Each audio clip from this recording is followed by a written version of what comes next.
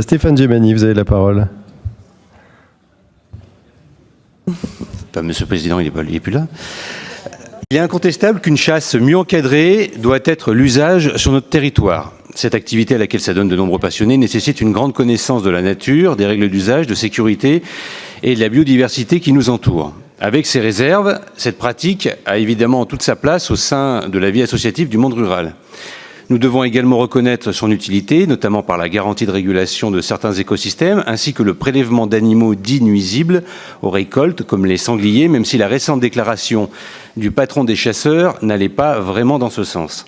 Néanmoins, il est légitime de s'interroger sur l'intérêt de lui octroyer un tel financement public, alors que les fédérations sur le territoire ne sont pas démunies de moyens financiers, ce qui rend difficilement justifiable une telle générosité de notre collectivité.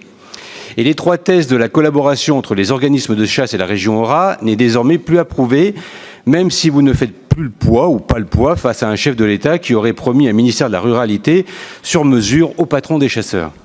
Pour rappel, en 2020, notre région a généreusement subventionné les fédérations de chasse, et ce dans une période de crise sanitaire inédite, où régnait l'incertitude économique et l'augmentation de la précarité.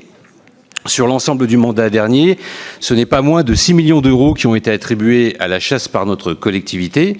Cela vous a assuré une présence remarquée dans tous les supports de communication de la Fédération régionale de chasse, comme vous l'aviez exigé au sein de la Convention.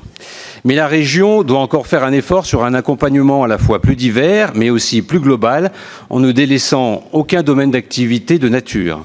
Notre groupe est donc favorable à une utilisation plus large et ambitieuse de ce plan, notamment en intégrant d'autres activités et surtout davantage d'acteurs comme la Fédération régionale de la pêche, mais aussi les associations de défense de la biodiversité, France Nature Environnement, la Ligue de protection des oiseaux et d'autres, qui mériteraient de bénéficier au même titre de l'attention et d'autant d'égards et de largesse concernant les subventions régionales. Merci, monsieur.